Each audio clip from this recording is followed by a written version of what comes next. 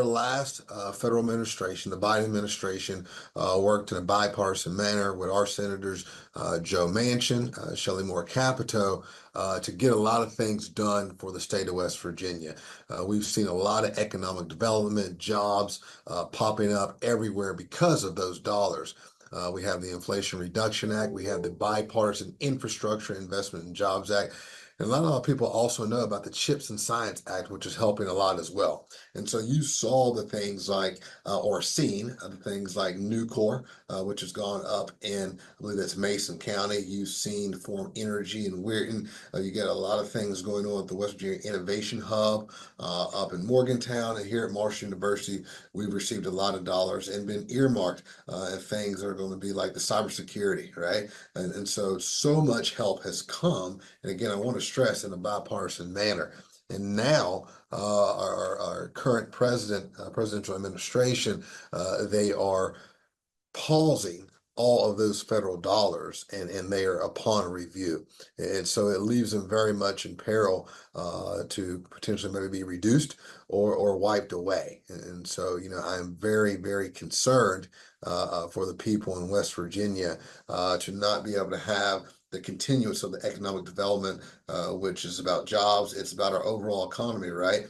We also saw that, I believe it was last night or early this morning, where they stopped more federal dollars for funding in the likes of WIC and some of that assistance. And so I'm really, really concerned, especially per capita for my folks in the Lincoln counties, the Wayne counties, the Mingo counties, down in the southern coalfields, rural West Virginia, who have always dependent on those dollars. And I think it's going to affect them the most. So I'm really concerned for that. In that statement, I didn't even talk about our current federal administration. We don't have time for that, right? It was just a simple call to action to make sure we are speaking with our federal legislators to try to get some momentum to stop these things that are very, very harmful to West Virginians. Again, that's what's most important to me. And right now, we have the current federal administration that is extending campaign talking points into actual action, again, which is hurting Americans, but especially West Virginians, and the economic development and jobs that are around here. And so I don't want them to unwind, a lot of that, again, spending from an economic standpoint that was getting poured into West Virginia for jobs creation just because of politics. And again, I believe between the Chips and Science Act, the Inflation Reduction Act, and the Bipartisan Infrastructure Investment Jobs Act, almost $1 trillion. Almost $1 trillion. 400 billion of that has been either doled out, all right, or appropriated in some fashion. That means we still have 600 trillion to go. Again, great work in a bipartisan manner by the past federal administration.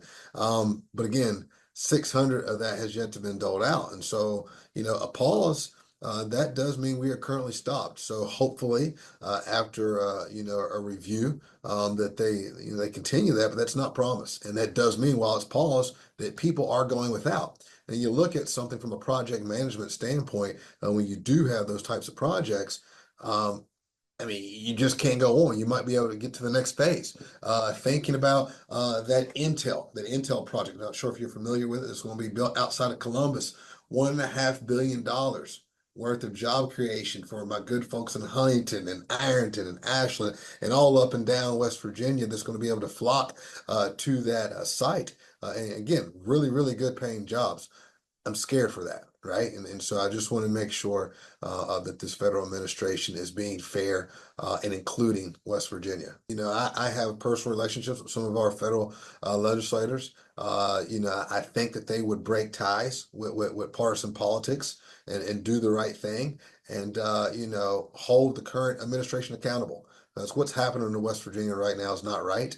And I think all of us need to stand up for that and make sure we get our fair share. It's very early on, and I love my country, so I'm hopeful for a turnaround. But it's been a lot of people almost like buyer's remorse, at least for this first week. Just a lot of grumblings of like, I didn't know this was going to come with this, right? And so I would just say that we all have to remain in this together. right? Because the nasty thing about this is that it could be really, really divisive, and we can't afford that. We need to stand strong, stay together as West Virginians, not as Democrats, not as Republicans, but as West Virginians and other people in the tri-state too. I'll oftentimes adopt the people in Ironton and Ashland and Chesapeake and all that stuff. But I think if we stay together and say, hey, here's the issue. We have a lot of money to this area. What for whatever reason, this federal administration is stopping the dollars and the progress of good paying jobs and the livelihoods of people in this area. We have to stand up together and stop that. I just want people to stay on the issues right now. Again, we are living in what I believe are unprecedented times, uncharted waters. And the further we go down the rabbit hole of hyper partisan politics, I don't think anybody wins.